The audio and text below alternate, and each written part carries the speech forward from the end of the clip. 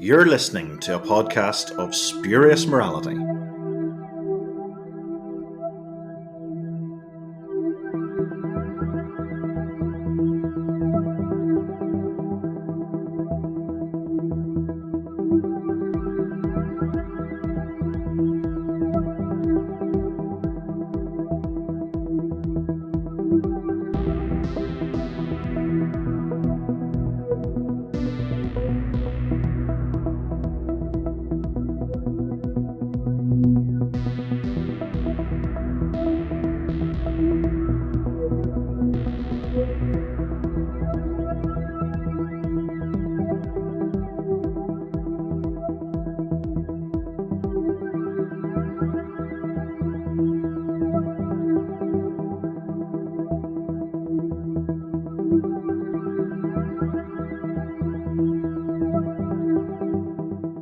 Hello and welcome to a podcast of Spurious Morality.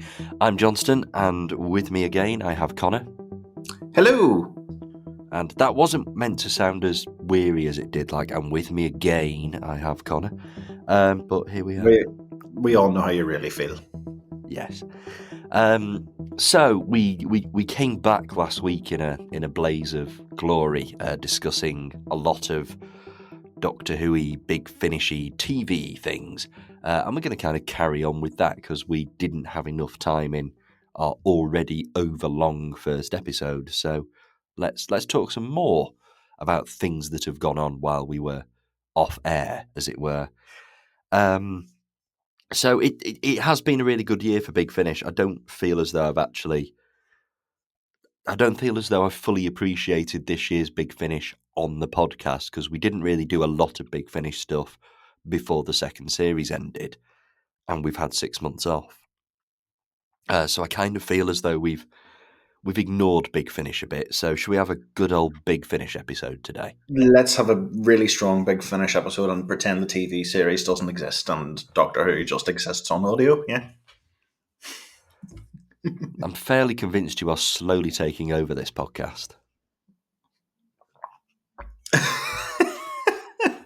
One day.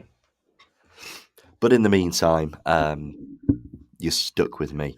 And I would like to talk about, and I did touch on it last week, but I want to go into a bit more detail. I want to talk about the note I've got on the running order here is all the Morbius stuff. Because we have, we've had nothing from Morbius for, is it over a decade? Like, when was... Well, it must have been the Paul McGann stuff with Lucy Miller. I don't remember any other. Like Vengeance of Morbius, which was... What was that? Was that like 2008? I was going to say, I think 2008, yeah. Yeah, okay, so more than 10 years, way more than 10 years. And like we just had no Morbius. And that's a shame because I think Morbius is a great villain, particularly the way Big Finish have done Morbius. I think Samuel West is a fantastic Morbius and really good take on the character.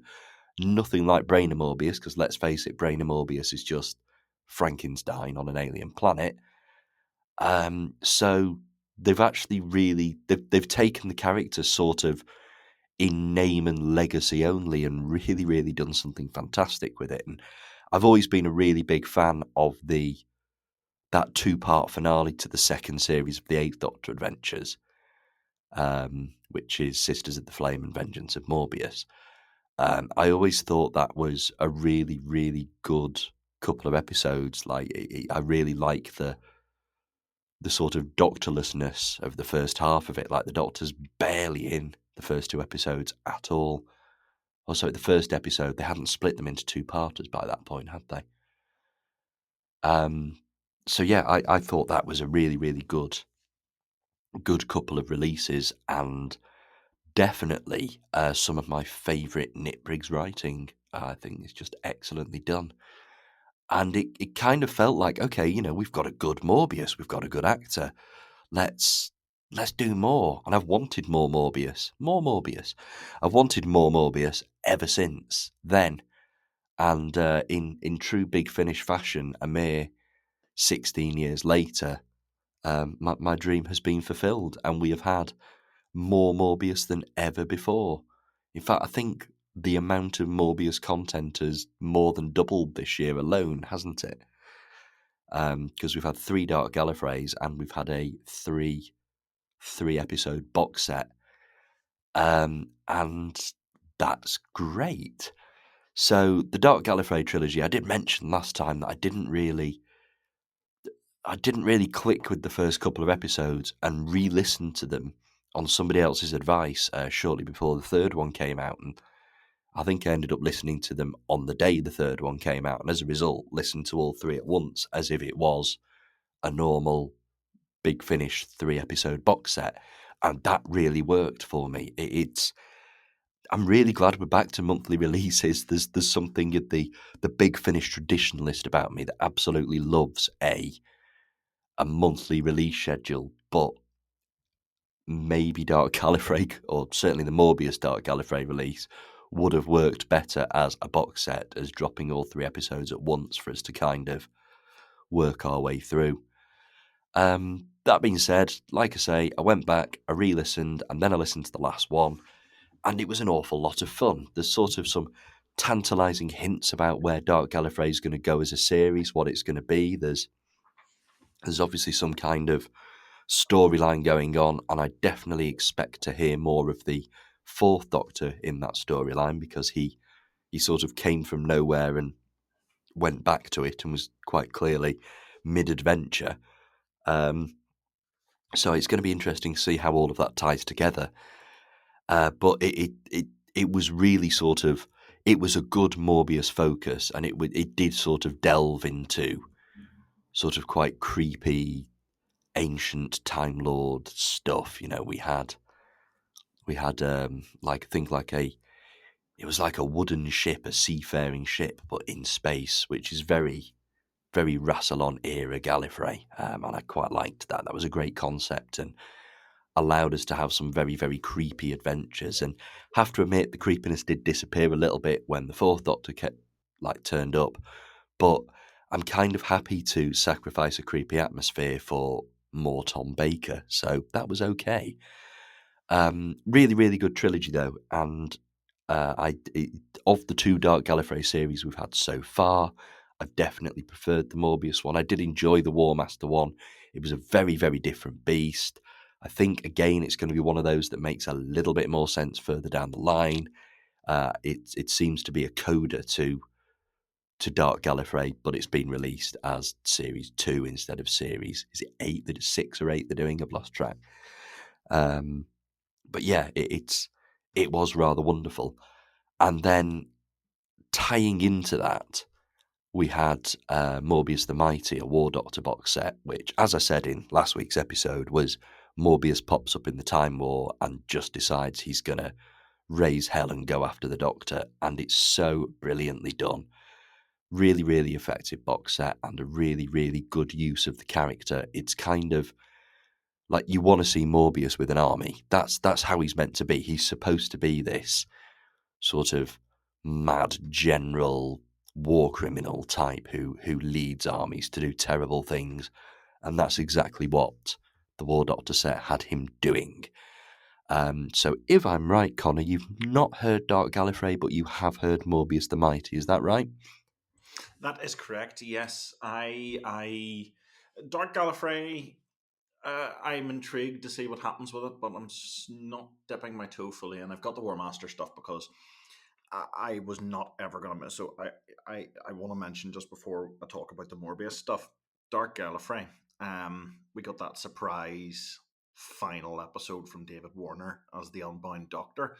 Um, and I think this is what's the second or third surprise final story from David Warner's Unbound Doctor, but I don't care because I'll take whatever it comes. If they want to do another one in a year's time, that's fine by me. Um, but I, yes, the Morbius stuff I enjoyed. I think it really suited the War Doctor to have that little 3 episode arc. That's the way he sort of started out at Big Finish, with John Hurt playing him, and I think it suits the character to have those 3 episode arcs. Um, dealing with one storyline, so that's quite cool. I thought it was a great story. I think Morbius really suits that sort of undead warlord that he was presented as in this, and he is a wee bit ranty and out to kill the Doctor, but you can't really blame him after everything he's gone through. You know, the Doctor, every time Morbius has had an evil plan, the Doctor's been there to thwart him. It's getting a wee bit funny at this stage. But I thought it was great. Jonathan Carley, I have not heard anyone who has a bad word to say about Jonathan Carley's War Doctor. He just continually astounds and impresses with his performance, and this was not an exception to that. I thought he was fantastic. He got a wee bit. I think he felt slightly softer as the War Doctor this time. He wasn't just quite as um, uh, grim and dour as he can sometimes be, or his mood can be. There was a little bit of a lightfulness and a playfulness to him because he's been out of the war for a little while. He's not been well, but he's not been, deep in the trenches as we often find him. So I think that worked, and I really enjoyed it. I think Jonathan Carley's fantastic, and I'm looking forward to hearing more from the War Doctor again. Yes, I did.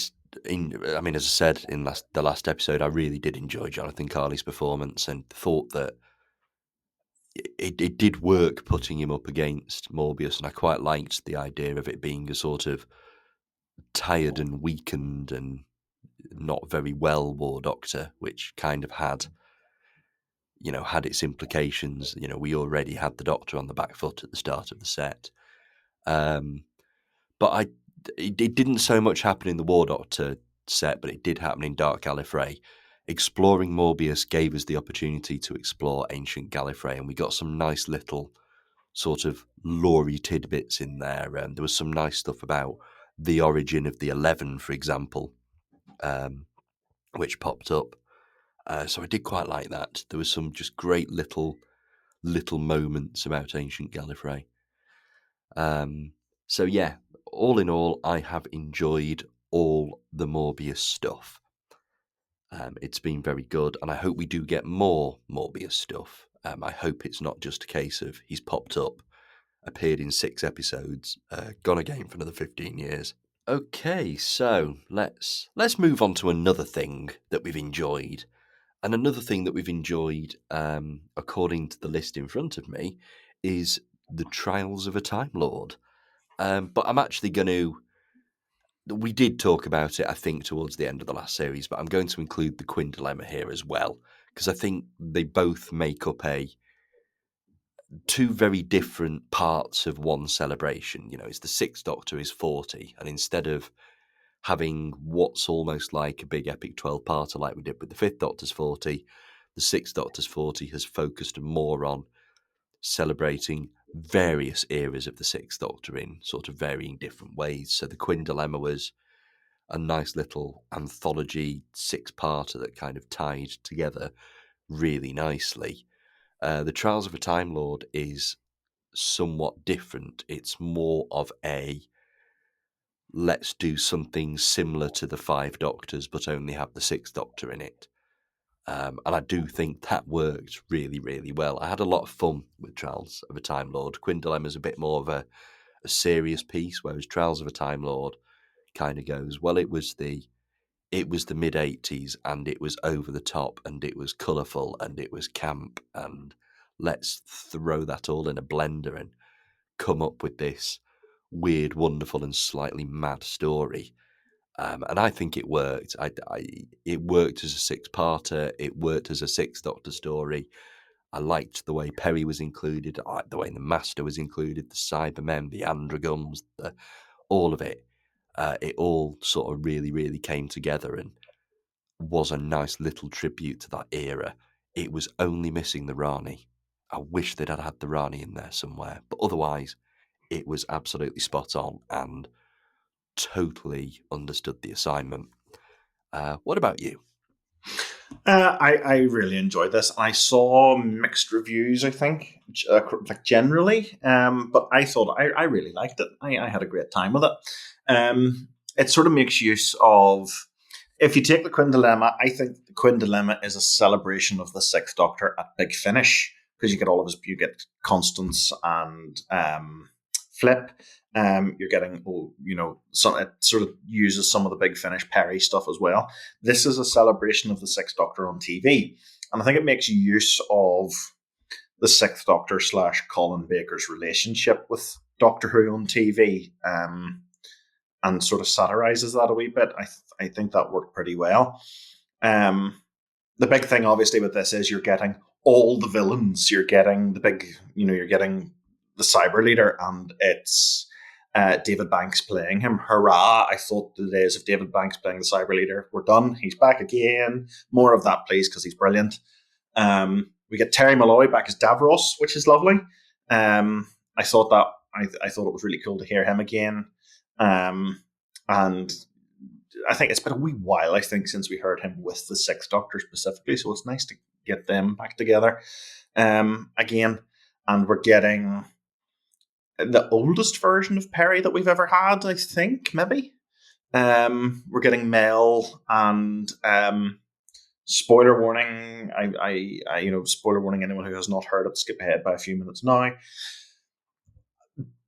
It really annoys me whenever Big Finish spoil their own surprises by putting something on the cover. And it delights me when they, as is less often the case now, decide to keep them a secret and let them play out. And you get that lovely, wonderful surprise cliffhanger reveal where there's a random character suddenly starts cackling. They play the rubber mask sound effect, and suddenly the master has arrived. So we get that in this case, and it's John Culshaw's master. One of his masters. It's his Anthony Ainley, and mixed. I think your mileage may vary on how easy it is to tune in to Culshaw's version of Ainley. I think I can definitely get it. Maybe not so much as his Brigadier. I think his Brigadier is flawless, but his Anthony Ainley is very, very good, and I'm genuinely all up for hearing more of him against the 5th, 6th, and 7th Doctors. And we get him here with the 6th Doctor. I think this is the first time we've had him with the 6th Doctor. And he just turns up and does the Master's thing, which is winds the Doctor up and has some really convoluted and awful evil plan. And it's just, a lot of the reviews I have seen for this say that it is the single most 80s Doctor Who thing to ever exist across the board. I think in the music in particular, that stuck out to me. You could really tell there was that 1980s influence on it. And they really lean into that. I thought it worked pretty well. I could see this. I often, whenever I'm imagining a Big Finish, I'm imagining it as it might look if it was shot today. This is one that I was able to picture as shot in 1985, 1986, whenever it's meant to have been, slotted in. I think this production from that point of view was superb. They really got the trappings of that era of Doctor Who spot on. And it's just fun to hear the 6th Doctor going up against the Master and Davros and the Cyber Leader. And it's a wee bit of a celebration. It's a nice little serial. I can definitely see myself revisiting it fairly often in future. I really liked it. I think Big Finish have sort of, and Colin Baker as well, I think, actually, have both very openly tried to move the 6th Doctor away from TV 6th Doctor. Like, Big Finish's 6th Doctor is very much his own thing. It's a different version of the character. It's a more mature version of the character. And, they've said from the start, well, we want to leave grumpy, colourful 80s man behind. And they really have. They have not ventured into territory like this much at all, really. I'm trying to think of some examples. They've definitely done it. They've definitely done campy TV 86 Doctor, but not quite like this. I suppose we've had Ultimate Adventure, which is sort of very much designed to be of the time. We've had other little bits and bobs, but I think this is definitely the most story you can throw next to Time Lash they've done. I was going to say, do you know what it reminds me of? Those promo shots from Mark of the Rani, and it's Colin Baker and Nicola Bryant in straw hats with canes, and they're doing like it's a flipping old pantomime from the 1950s or something like that. That feels like this version of Doctor Who. It's the glitzy, campy reality TV version of Doctor Who that you sort of got a lot of like. uh, Have you? Do you know what it actually is really reminiscent of? Have you? And this is really specific. Have you seen the collection trailer for season 22? Um, Yes. it sort of mixes in footage of the Sixth Doctor turning up on Terry Wogan, or Colin Baker turning up on Terry Wogan with the Sixth Doctor having adventures, and it makes season 22 looks like this really meta, the Doctor's being interviewed on telly sort of thing. I actually suspect that was maybe an influence on this story. But that trailer mixes a lot of the story of Doctor Who with a lot of the behind the scenes and promotional footage, and it sort of comes out. It was a really cool little vibe to it, actually, and I thought that actually would make a really good Doctor Who story, and I think it's this Doctor Who story. Yes. Yes, I can appreciate that, definitely. Um, but yeah, they've actually done something by Big Finish standards quite different with the Sixth Doctor by doing exactly what the Sixth Doctor was doing 40 years ago. And it works. It's a really good celebration. I really wouldn't want Big Finish to be producing something like this with the Sixth Doctor every year, but as a one-off, as a celebration of a actually much maligned TV era, like unfairly maligned TV era, it's there's a lot to enjoy in the Sixth Doctor's run. I think people do focus a little bit too heavily on the twin dilemmas and the time lashes, and they kind of miss that there are some absolutely fantastic bits. You know, the development of the Sixth Doctor and Perry's relationship, I actually quite like, and obviously Big Finish have enhanced that times a million. But it is there on screen, like that they're very different in Trial of a Time Lord to how they are in season 22. And you know, when the Doctor thinks that Perry's dead, he is genuinely heartbroken. It's absolutely brilliant. And I think that it's very easy to forget that the Sixth Doctor's era does have all of these absolutely wonderful moments. And people do just remember the shouty over the top bits. So yeah, we can celebrate the shouty over the top bits because the Quinn dilemma celebrated the wonderful moments and the way the Sixth Doctor's developed at Big Finish.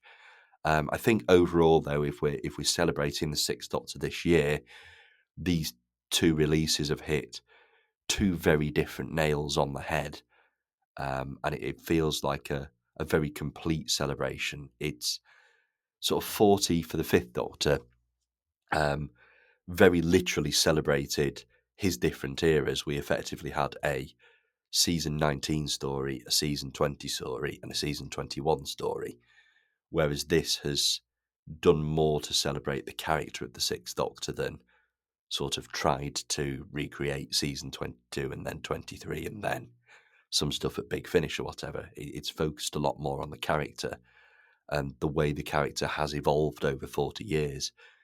Um, no disrespect to Peter Davison or the Fifth Doctor, but the Fifth Doctor simply hasn't evolved in the way that the Sixth Doctor has.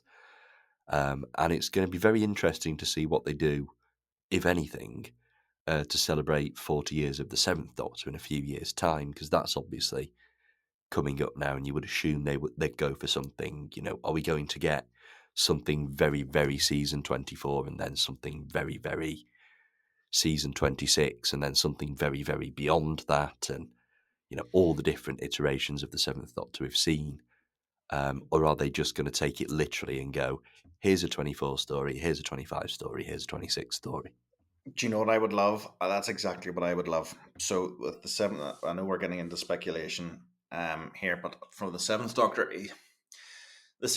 I feel at Big Finish has never really done the whole slot into his era thing. They've done that with Mel, but they've never really done it with Ace, to my mind. There's very few stories. One of the very few that I actually think fits into his TV run and isn't meant to take place after is The Grey Man of the Mountain, because it feels like it takes place pretty soon after Battlefield. and it's just Yeah. the Seventh Doctor in Ace. It feels very season 26. Um, I really like the whole feel behind that story. It's one that I'm going to be listening to shortly because it's the winter and it's Christmas time, and I love doing the Doctor Who Christmas stories from Big Finish at this time of the year. Um, but Genuinely one of my favorite stories, but purely because it does the Seventh Doctor's era well. It goes back and it recaptures the season 26 vibe. It has just McCoy and Aldred. And much as I love Hex and Chris and Roz and the other and Benny and all those guys, it gives us a little slice of the Seventh Doctor's TV era, which we don't get very often, and I would like a little bit of that from them. Um, love the stuff we've had recently, the likes of Karnaki. I think was great. We had the last day as well, which um, um, it happened. Um, but we never really get the Seventh Doctor and Ace as they were on TV. I think we get the like Virgin New Adventures and early Big Finish versions of the characters quite a lot, but we never really get to go back and play in their TV eras, and I would like that from the Seventh Doctor's anniversary specials. That would genuinely be my wish list for celebrating McCoy's anniversary. You've now got me thinking, what would be the earliest Big Finish story featuring Ace? I want to say the Assassination Games, which is very clearly between seasons 25 and 26. It's after. Oh yes, between 25 and Because 26. Yes. the Doctor changes his coat in it. He changes from the sort of grey coat to the brown coat. Yeah. I can't think of Um, anything that might be earlier. but I So can't think of. all the early stuff's meant to take place after. Is it after Survival or after the New Adventures? I can't remember now. Do they just not I bother mean, with the New Adventures? I don't think anybody was all that bothered at the time. It's after Survival then, isn't it? It's Yeah, meant to pick up with those early stories. Yeah, yeah, but fair enough. but yeah, I wouldn't say no to a sort of set near enough immediately after Dragonfire. Like by the time we get to Remembrance of the Daleks, you get the impression Ace has had a couple of trips. She's still very obviously new to the TARDIS, but She's very early days, but I don't think she's brand new. No, yeah, I she seems to take the basics of the TARDIS and who the Doctor is at face value by that point. yes, Um, I so think yes, McCoy and Aldred are a strong enough pairing to sustain their own stories, and it's great to get Hex. Wonderful to get Hex. Delighted every time he turns up. But as I say, really like the Grey Man of the Mountain. I like how faithful it is to season 26 because it does all the things. It's set on indeterminately present day Earth. They actually make a point of not specifically not telling us what year that's meant to be set in. Um, you get a wee cameo from the Brigadier, which is nice. Instantly puts you in mind of season 26. It's not even a cameo; it's a whole flipping guest role. Um, but Ace gets a girlfriend of the week. Like every, that's a thing in season 26 is who's Ace's girlfriend this week, and they sort of make that explicit in the Grey Man of the Mountain. In fact, they don't sort of do it. I think they do make it explicit in the Grey Man of the Mountain. Um, that's a bloody great story. I really like that story. More like that, please. That's the long and the short of it. More like that for the Seventh Doctor.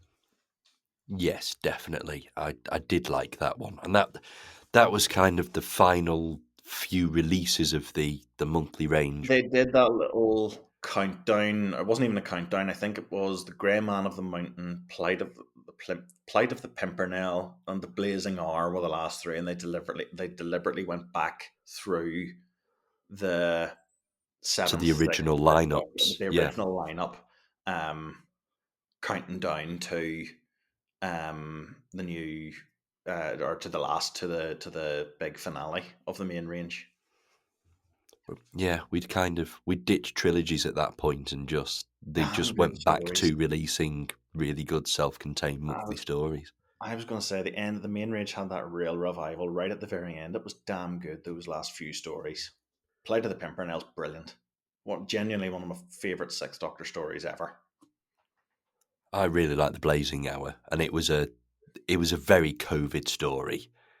And Yes, we got a few versions of the same story throughout COVID. There's what's the Fourth Doctor one? Um, Shadow of the Sun. Shadow of the Sun. I knew it was something of the Sun. Yeah, Shadow of the Sun. It's the same basic story, but it's both of them do it very well. I think both of them they've definitely got the same message attached to them, and they definitely have very similar stories to tell, but they both do it very, very well, very, We very should do enjoyably. we should do an episode on those three stories, and like the last. It's not a trilogy as such, but let's do a trilogies episode about that last three little stories with the main range doctors leading up to We'd the have to very call it end. like the beginning of the end of the beginning. There you go. End of the line. It's just called end of the line. Yeah, end of the range. But no, yeah, I did enjoy those last COVIDy days of the monthly range where, for various reasons, I think there was just this sudden rush of creativity, and we got some really wonderful stuff out of it. I think it was the restrictions. So they got themselves into this habit of doing the trilogies, and that was the way Big Finish had to work because that's what they decided they were going to do. And COVID put paid to it because you suddenly didn't have all the cast available, and they had to. And it was a long time where it just alternated between Peter Davison and Colin Baker because Sylvester McCoy wasn't so handy. Um, I thought I thought it was absolute solid gold. Came out right at the end because what is the last wee set of stories? Is it? It's Play to the Pimpernel's actually not in there because it There's a was the other Constance one. one, isn't there? It was Colony Affair with Constance That's Clark. the It's one. really good as well. Actually, I really enjoy it. Proper season 6B Beatty story, isn't it? Yeah, it is. It is. I wonder whether that's gonna. I was gonna say I wonder whether it's gonna turn up in the second Doctor stuff. I don't know. I maybe this is. Yeah, I want to do. I want to do. I want to talk about those stories. Let's do that sometime. That last little run. Yeah, Yeah, that's an they're great. episode. We'll do that. Anyway, you've Um, been listening to the podcast of Spurious Morality Planning Meeting. Um, now let's get back. Now we're going to get back to talking about While We Were Away.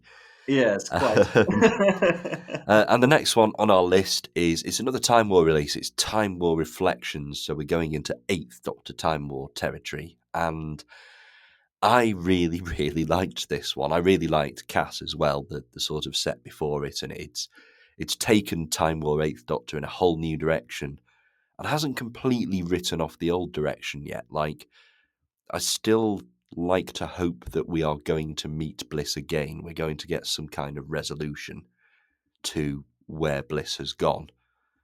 I certainly hope we're not just in, oh yeah, Time War did it, and that's it. We never hear from her again now. But what we have got and this new direction is very, very interesting. I'm really, really glad that we've got Alex back. Like, we've got the Doctor's great grandson, only he's not quite the right one, but he is travelling with the Doctor as a companion. And I mean, this set kind of turns everything on its head.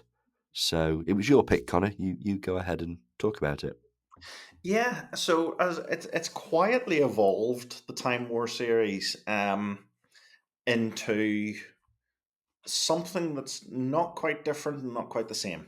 It's an evolution, I think, more than a reboot. So it picks up straight after, you know, it picks up pretty much straight after the last set with the Eighth Doctor and Alex trying to um, they're looking for Cass because she disappeared on them at the very end of um, uh, the last one she was in, or the last one and the first one she was in, the last series of the Eighth Doctor Time War Adventures, um, and picks us up in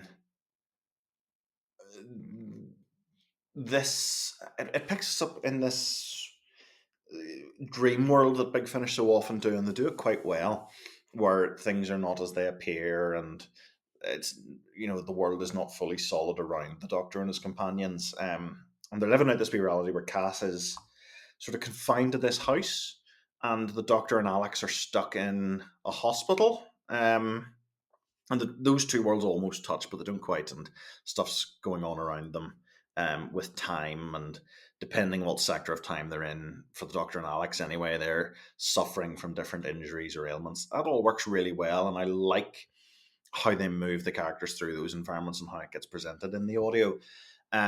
The big thing with this is we get something of a recurring frenemy for the TARDIS crew in Hieronyma Friend, and I'm really intrigued as to what's happening with Hieronyma Friend. So they did a really cool thing where they had um, the lady who plays Audacity Montague in the Charlie era, or the new Charlie Yes. era as it is now.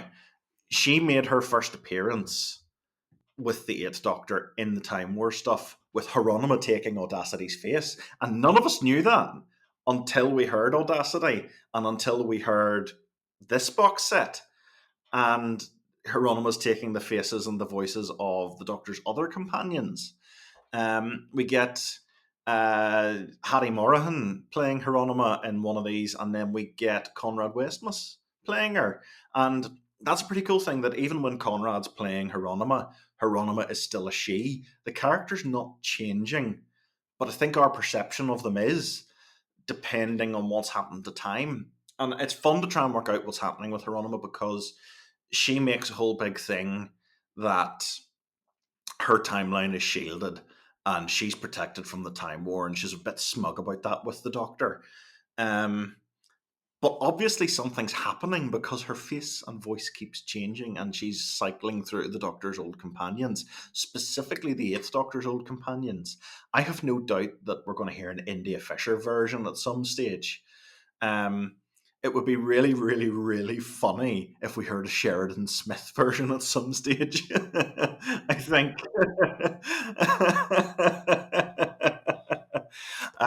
I think it would be really cool to get a Nicola Walker version and get to hear Nicola Walker and Paul McGann as like enemies of each other rather than good friends. That would be phenomenal. Um, but we get the Keres version of Hieronyma in this, and her, it's played really well. There's a dash of camp in there in the performance, I think, or maybe I get the impression that Conrad has made deliberate choices not to play Hieronyma entirely as Keres, and there's a bit of a feminine touch there as well. Or that at least came through to me. So we obviously know that, as I say, the Hieronyma does stay a woman throughout this story, even when Conrad's playing her. Um, I just think it's been really well handled. I've no idea what's happening. It's really cool, and I'm really invested, and I want to find out what's going on. Um, but it's given the Time War stories a bit of direction. And I think the Eighth Doctor has lost that a little bit over the last while, because they've switched to these box sets where, at the end of Stranded, the Doctor goes off with Liv and Helen, and then we get that wee cycle of adventures with them, where it's just self-contained single stories, and that's fine, that's great. But I sort of miss those big old 16 episode arcs, and those box set series, the likes of Doom Coalition and Stranded and whatnot. Those were my bread and butter Big Finish when I was getting into the audio stories, and I miss them. The Time War's doing that now. We're getting that playing out again, and it's playing out once a year in these Time War box sets, and I'm really invested. I think it's a great way to do Doctor Who, and I really want to know what's going on. I think Hieronyma was really cool. I love that we're not quite sure whether I think she's presented as a villain, but I don't know for sure if that's the way she's going to end up. Um, I think I just really like it, and I'm looking forward to finding out what happens next. I think it's a great wee series, the whole mystery surrounding Hieronyma, because she obviously knows more about the Doctor than the Doctor currently knows, because his timeline's being rewritten so much at the moment. Um, and we're getting little teases, like Hieronyma obviously knows what happened to Bliss, um, and because she teases the Doctor at some whenever Hieronyma looks like Audacity, she teases the Doctor about Bliss. Um, Yeah, I really like. I'm really invested. I want to know what's happening next. I think Hieronymus class. I think the series is doing really well, and I'm excited to hear more. I think, as I say, it's given the Time War that bit of direction that it was lacking during the first run with Bliss. Not because of Bliss, but that's just the story she was in. It was very self-contained within the box sets. And this now they're doing a longer term arc, and I think it's class. We've gone into this, you know, then at the end of this set we're in a totally rewritten universe, and I can't wait to get back to it. I think the Bliss stuff did sort of open out a little bit to be a bit more ongoing towards the end, didn't it? Like we had the War Valiard, and then the fourth set was kind of the repercussions of what happened in the War Valiard, and but it had all kind of been undone by the end of the fourth set.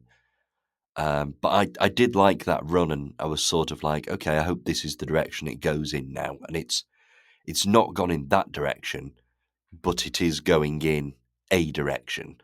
Whereas the first two and a half Bliss sets, like you say, do feel very self-contained and like they're not really going anywhere. And I think if we're going to follow, particularly the Eighth Doctor through the Time War, we need a thread. We need to have something to follow. Like the War Doctor is just going to be in the Time War. That is the nature of the character. That's why the character exists.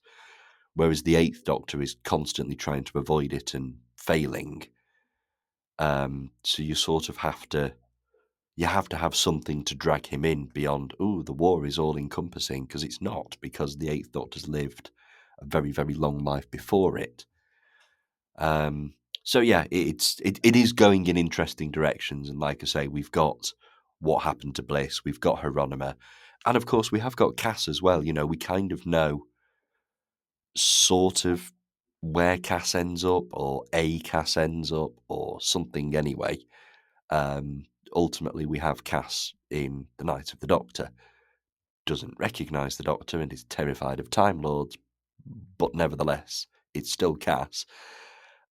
So we've kind of got that mystery as well, and I do hope that gets answered. I hope it's not just something that gets stretched on and on and on and on. I also hope that we get some level of continuity with the Eighth Doctor and Helen after Liv leaves at the end of Stranded. I'm fine for that not to come for a while, but I don't just want the status quo to be the Eighth Doctor and Helen went off and had adventures, and the next time we see him, Helen's not there and there's a time war on. Like, Helen deserves better than just not being there anymore. I think Helen deserves to become Liv and get her own more inexperienced companion to mentor, because I think that's been her relationship with Liv. And much as I love Liv, she's been the Doctor's companion for more than 10 years now, I think. And she's been the Doctor's current companion for more than 10 years in real world time. And I think, much as I love her, that we've maybe run out of road, I don't know that there's much more they can do with Liv after Stranded. I think there's a lot they can still do with Helen. And I think it's time to move that strand on a little bit and give us stories where Helen gets to be the more experienced companion and gets to look after another younger, not maybe not even younger, but less experienced companion. That's what I want from that strand of the Eighth Doctor now. So I've always absolutely loved the TARDIS team of the Eighth Doctor, Liv and Helen. But I have to admit, in Echoes, which actually was it Echoes? Yeah, it was Echoes. Came out after we finished our last series, so is ripe for discussion in this episode. Um, I did feel as though it was sort of treading ground, and we've never had that with Liv and Helen before. We've never had treading ground. Even the two sets that came out the other year, with Paradox of the Daleks and the Drax episode and Albie's Angels, you know, it still felt it was moving on those characters. You know, Albie's Angels was a big emotional episode for Helen. Paradox of the Daleks was the first time she met the Daleks and all that kind of thing. And I kind of want to move on with Helen now. Like, I want to see what happens to Helen next, because we've got a lot invested in her character, and she didn't have an awful lot to do in Stranded. She was there, she played the companion role, it's not like she was sidelined, but Liv was the one that got the big romance subplot and all the emotional hits that came with that. And, the exit at the end, there was an entire final episode that was basically dedicated to saying goodbye to Liv, and then it didn't. It sort of, they went off and had a load of adventures, and then Liv came back. I think the only thing left to do with Liv really is what's the event that makes her decide it's time to go back to Tanya? Because so far we've now had 3 sets post most of Stranded before that very final scene where she goes back, and there's been nothing to indicate that she's missing Tanya, thinking about Baker Street, changing her mind, wondering if the time travelling life is for her. There's been no movement with that, and I kind of want there to be something. You know what? I want to go back, and I do want the normal life on Earth. And we've picked up after that. We met her. The Ninth Doctor met her in Flatpack, and that was great. That was lovely, and I'm glad there is life beyond the Eighth Doctor. I'm glad that she's essentially picking up a similar role to Bernice or Riversong or whatever, where she can meet numerous doctors and it's all okay. We can just drop in, and she's a character that meets multiple doctors now. But so they don't fall out. We know that. But what is it? What makes Liv go back to Tanya? What is it that makes her feel homesick and ultimately, leads to that? But that's kind of is all there is to do with her now. And like I say, Echoes just felt like it was avoiding that, for want of a better way of phrasing it. Yeah, I think there's a little bit in there. I can't remember specifically when it is, but I think it's actually quite early on where either the Doctor or Helen mentions Tanya, and Liv's just like, "Oh, we'll think about that another time." And like she doesn't want to end her travels with the Doctor and Helen, but she does want to go back to Tanya. And I think at this point in her timeline, she's a bit conflicted about which side she wants to devote herself to. And the TARDIS is the neutral version. Going with the Doctor and Helen is the neutral version because that's the version that she can choose to stop at any time. It's a ride that she can get off and go back to Tanya, as ultimately we know she does. I think this little strand would be slightly more effective if they hadn't had Liv come back to meet Tanya at the end of Stranded. I think it does feel like it's spinning its wheels a bit. There's not a huge amount. There's definitely a little bit. As we say, Helen gets to meet the Daleks, which is a big companion milestone. Can't believe it's taken this long. And there's Albie's Angels. The likes, that's great character story for her. Brilliant story. But there's not a huge amount other than that. And I'm very ready for another series, as I say, with Helen in a more prominent role, and without, I'd like to see Helen out of Liv's shadow. I think that's where that strand of the Eighth Doctor has to go next, and if it doesn't, I'll be really, really disappointed. Um, I want them to get back into that ongoing work, and I don't. I get the impression that's not something Big Finish go in for a lot anymore, and I think that's a pity. I think it was the strongest element of those Eighth Doctor stories that it is. You can start in Storm Warning and you can follow through the different eras with Charlie and Lucy, and then into the box sets. It's one big ongoing storyline.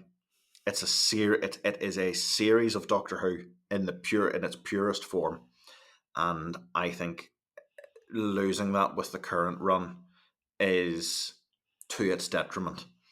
And I would like them to close up this little mini era of the Eighth Doctor, Liv and Helen after Stranded as soon as possible, and to move on to a new storyline that centers Helen a bit more and gives her more to do.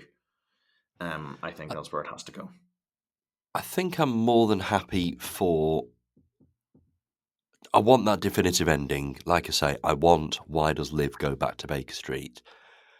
But I do want it leaving open. I want the possibility of further adventures of Liv and Helen further down the line. Give it give it a few years and then revisit it, and we'll all be really happy. It'll be like, oh yes, fantastic, nostalgia, one of our favourite TARDIS teams. But because they've gone straight to that, it just isn't having that effect. Do you know what I would love? And I don't know whether or not they're going to do it. But if Torchwood ever comes back in some ongoing form, I'd like Liv and Helen, or not Liv and Helen, Liv and Tanya. I'd like that. I think that's a great new home for Liv and Tanya. To keep, because I think Nicola Walker loves doing Big Finish. I think that's why she stayed so long, and that's why Liv has stuck around so long. I would love to hear Liv and Tanya's storyline continuing in a series of Torchwood, with Liv getting more involved in Tanya's life, that side of Tanya's life.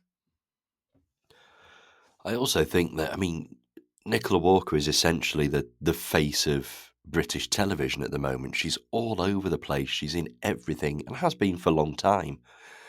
Um, it's amazing that she does Big Finish because she seems to be so busy. She seems to work constantly. Um, I watched an awful lot with her in. She's been fantastic in all of it, and obviously listened to a lot with her in as well.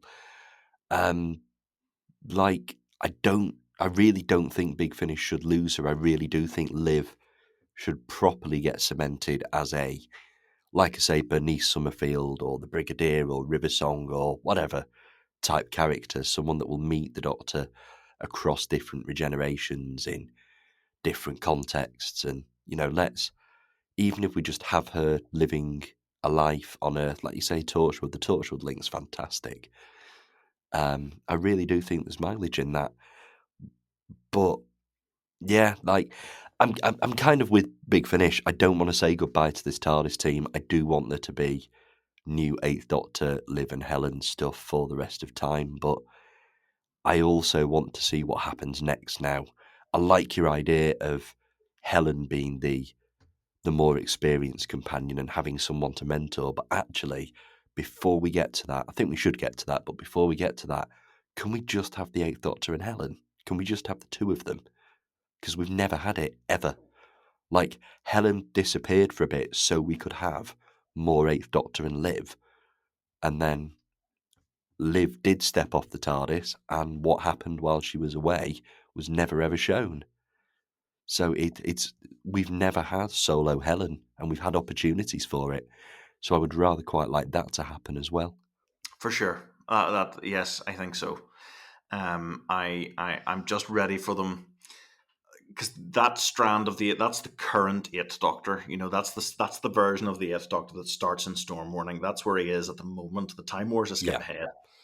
I think it would be a huge shame for them to let that era, that version of the Doctor, sit spinning his wheels, not really and moving anywhere. and they should also never close that gap. There should always be an indeterminate amount of time between where the Eighth Doctor is continuing on from Storm Warning and where the Eighth Doctor Time War stuff, which, from what I can gather, his earliest Time War stuff is Classic Doctor's New Monsters, sort of chronologically. Yes and no. John Dorney's explained that, actually. I think All right. the classic Doctor's New Monster stuff does take place before the first Time War box set, but he explained that it only takes place once the Time War box set has happened. Um, I think he wrote.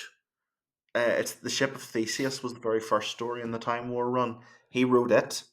He says in when the Doctor turns up in that story, it's the Dark Eyes leather jacket version, and he only becomes the Time War starts during the Ship of Theseus. Is his explanation of that, because there's the bit where his companion disappears and names change and stuff like that, and then there comes a point where the companion disappears and the Time War starts. And according to John Dorney, I'm pretty sure I remember him saying this on Twitter years ago, that is the Time War breaking out and rewriting the Doctor's history, that he is in the Time War just suddenly, and his history gets rewritten so that he has been so for a while.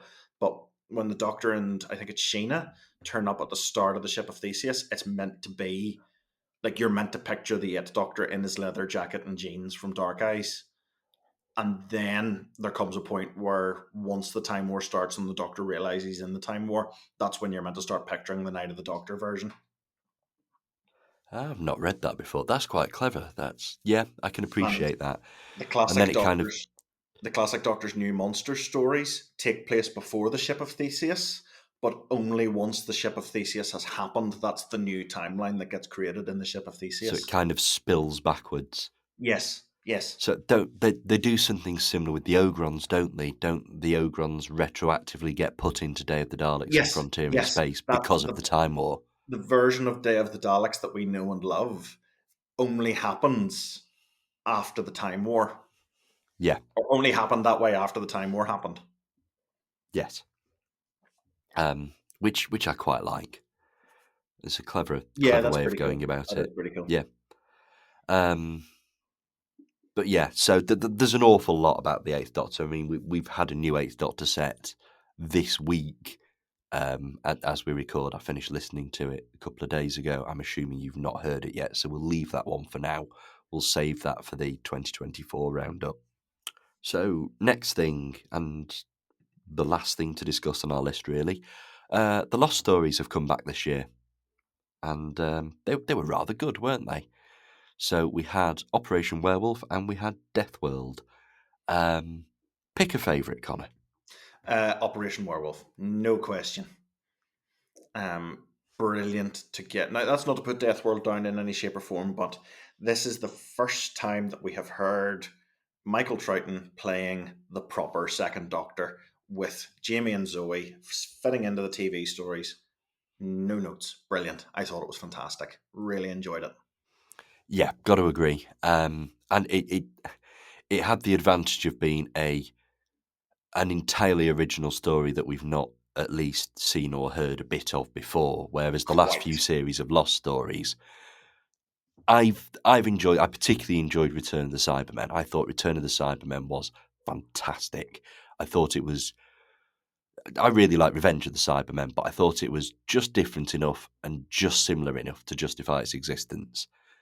Um, I felt less so this way about the arc, although I don't like the arc in space as much as I like Revenge of the Cybermen. So maybe there's love for the original material there. Dalek's Genesis of Terror is a thing, and Death World is again different enough to Three Doctors to justify its existence. But it was just so good to have a genuine lost story Second Doctor season 6 parter. It like I was imagining it in black and white. That which is such an odd thing to say, but it's kind of the highest praise I can give it. As I was listening to it, I was visualizing it in black and white. It was just perfectly season 6. It's a little bit long. It's a little bit slow. It's a little bit padded. It's a season 6 parter. It's supposed to be. That's how that's how they are. Like, I'm sorry, but The Seeds of Death is not a rip roaring, exciting 3 hours. It's slow. It drag. That's how season 6. That's how late 1960s, early 1970s six-parters work. And I'm glad they did it as a six-parter that's a bit slow, as opposed to, oh, we can probably chop this down into 4 parts and add a bit of pace to it. Like, I appreciate the authenticity. Yeah, the authenticity feels right. It's not a story I was in any shape or form familiar with. I know some of these lost stories have been out in the fan domain for years, and people knew the ins and outs of the Unmade season 23, all that stuff from back at the start. I'd never heard of Operation Werewolf. I thought it was just a really fun story. I'm a big fan of that sort of slightly pulpy take on World War II, where the Nazis have teleporters and time travel and are trying to extend the Reich through time and across space. You sort of get that. This like feels like that's the beginning of that sort of thing. There is that pulpy element to it, where the Nazis have teleporters. It sort of taps into that realm of conspiracy theories that sort of surround all the secret experiments the Nazis were meant to be getting up to in the final days of the war. Um, and does that, with them having teleports and they're trying to invade Britain through the air, that sort of, through the airwaves, that sort of thing. Um, this ultimately comes down to, is this the first time that we have had a properly full cast second Doctor adventure without narration set in the original TV series run? It is, as far as I know, and it's brilliant. It's brilliant to get that. It's the Yeah, first time that, early adventures are wonderful. This is the first full cast story with a really damn good second Doctor, in Michael Triton. Um, I can't wait. I haven't listened to. I've only listened to it once so far. I can't wait to do it again. I thought it was a really strong story, very very strong cast, and fantastic to revisit that era in a full cast way for the very first time. I definitely like more of that, and I'm sort of at the stage now where I think that is it perhaps time we recast Victoria and we had some season 5? Are we maybe at that point now as well?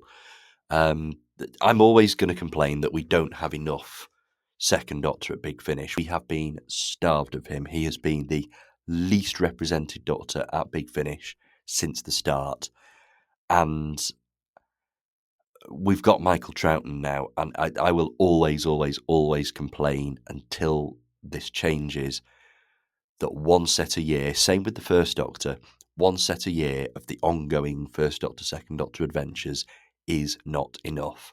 Apparently, it's been mentioned in the podcast that this is going to change further down the line, but there's no sign of that happening yet. So yeah, I will always complain that same with the First Doctor adventures, just one set a year is not enough at all.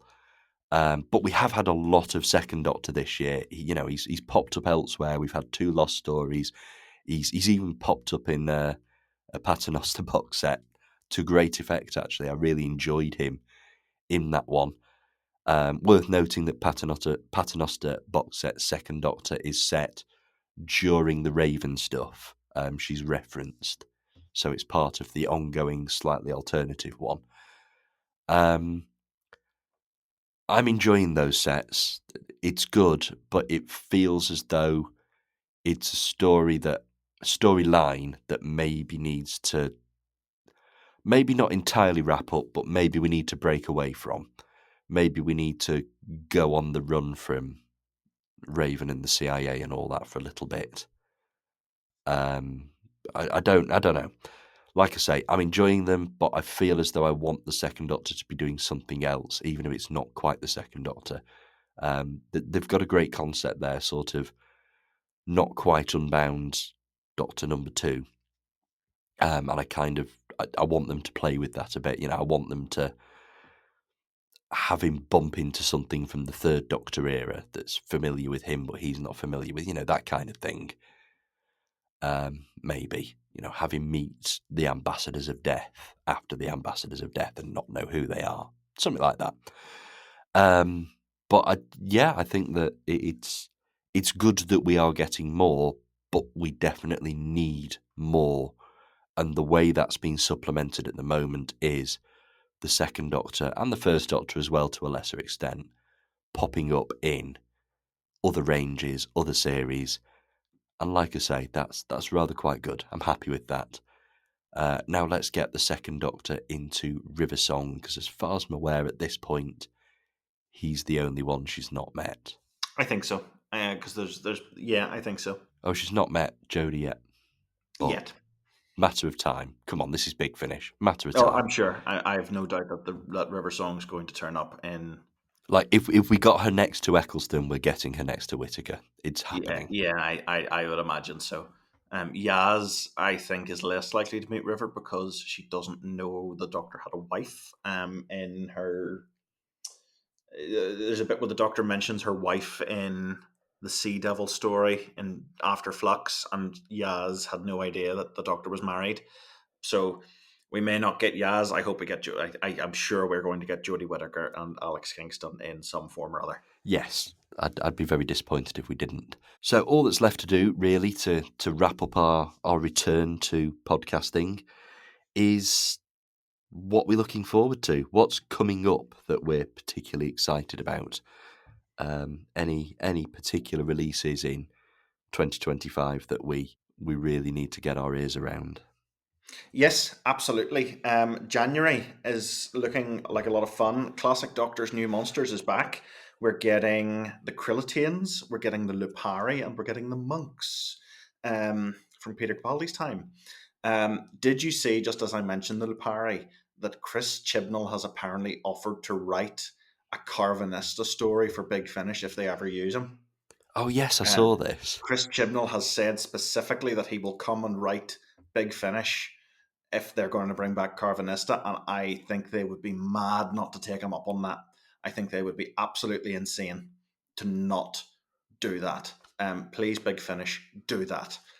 Um, so we're getting that, which is it's a good lineup actually. You mentioned we're getting Michael Troughton in other places. We're getting Michael Troughton as the second Doctor with Jamie and Zoe. They're doing the thing with the classic Doctor's New Monster sets again with companions. And Yes, Ray from Delta and the Bannermen is McCoy's companion. and Um, hopefully not just for that. Hopefully she's going to do more than that, which I think has been hinted at but not announced properly. I think it's been whispered at conventions and maybe not, maybe shouldn't have been. But as far as I know, I've heard rumors that that's going to be a thing. Um, January also brings us the Fugitive Doctor, Joe Martin's introduction. Well, not her introduction to Big Finish, but her first own release as the Fugitive Doctor, the start of her ongoing storyline. Which, hurrah! Come on, cannot wait, cannot come soon enough. Flicking through, we're getting another season 7 story from the Third Doctor and Liz Shaw, Doctor Who and the Brain Drain. I do like that they're doing a Doctor Who and the title. I like that a lot. Call Me Master's coming as well. I'm excited for that because Sasha Dewan felt like a big, a regular member of the Big Finish repertory company for a wee while, and he's coming back now as the Master, which is a lot of fun. Looking forward to that. Announced as of today is Ace and Tegan in Riversong. At the time of record, that was announced just before we started recording, and that's a thing. So that's sort of playing in Power of the Doctor territory. I like that we're jumping straight into play with stuff from the 13th Doctor's era. It feels like 2025 is the year of the 13th Doctor at Big Finish, which I'm all for. I think that's fantastic that we're playing in that bit of the sandbox. Um, and to cap it off, then I'm really really excited to get the Jodie Whittaker and Mandip Gill stories. They're definitely my most excited for next year. We've done a whole episode out about those, so I won't wax lyrical about it for too long, but genuinely cannot wait for those. I'm really really excited. Yeah, cannot wait. They're all sounding very, very good. I'm going to add the fact that the audio novels are coming back to the list. January gives us The Lord of Misrule. We get a Romana 1 story. We get even more Second Doctor in January as well with Zygon Century. I know it's had a little bit of a mixed, oh, do we have to do another set about a monster kind of reception? But I think Zygons are interesting enough to do something like that with, and we can have them sort of hanging about the earth for a long, long time and just infiltrating society. And I'm hoping that's the direction that goes in. It certainly sounds like it's going to be. I think we've got to wait until November for it, but after more than 2 years off, Gallifrey War Room is due to come back this year. I sincerely hope that that isn't delayed again, because ongoing Gallifrey is by far my sort of Big Finish highlight.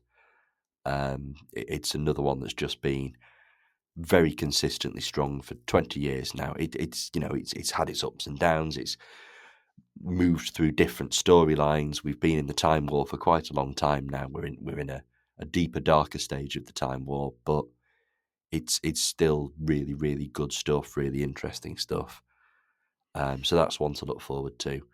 As you say, though, it's it's the Jodie Whittaker era stuff that's coming in that I think's going to be the sort of headline for the next 6 months or so. You know, we've got the Fugitive Doctor, we've got the Darwan Master, and we are getting Jodie Whittaker and Mandip Gill.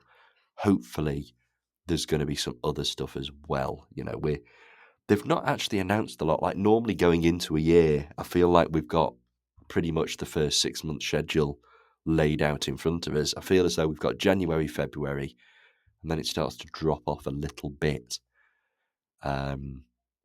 We've got Lost Stories. Genesis of the Cybermen should be interesting.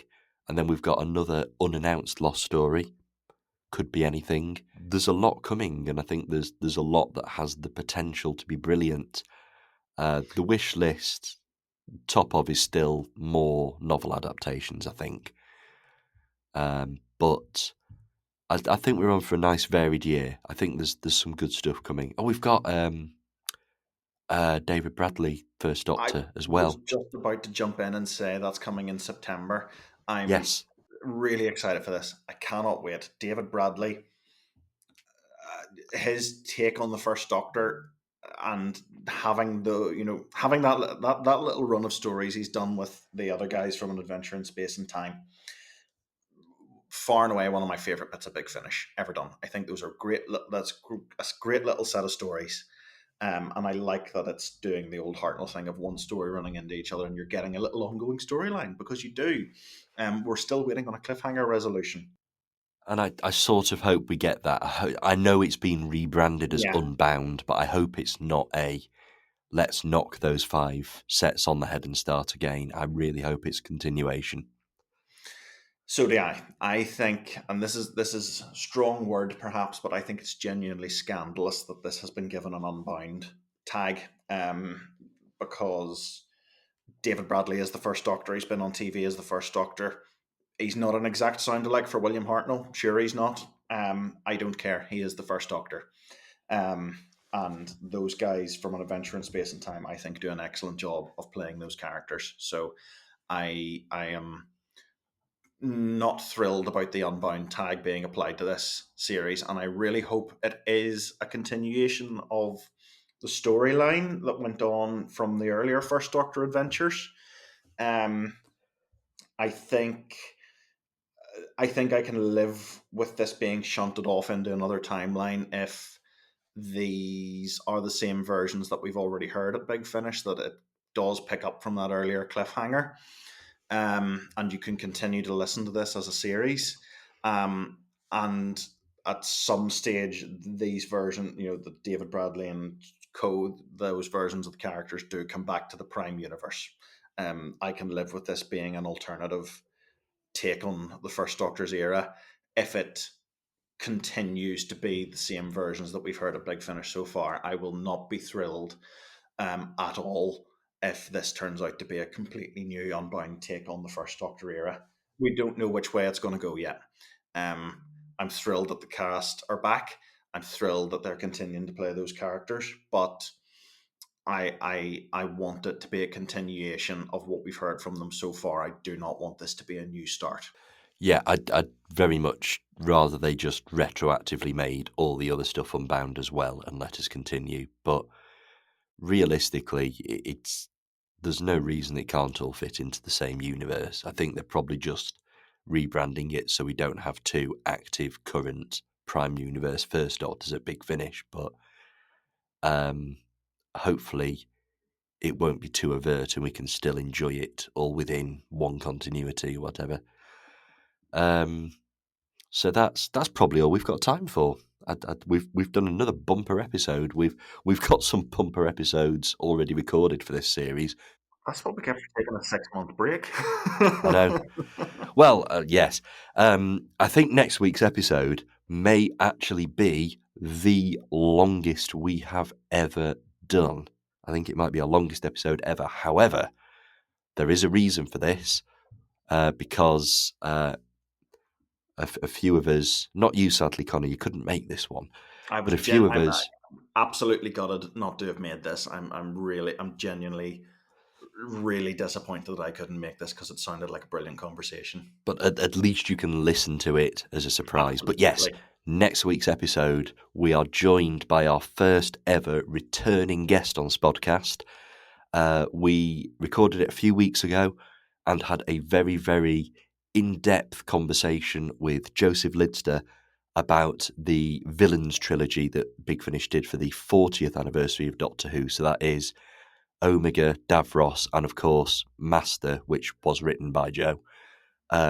We have a really, really nice deep dive into particularly that third story and sort of its origins and the ideas around it. And it is a really, really nice chat that we had.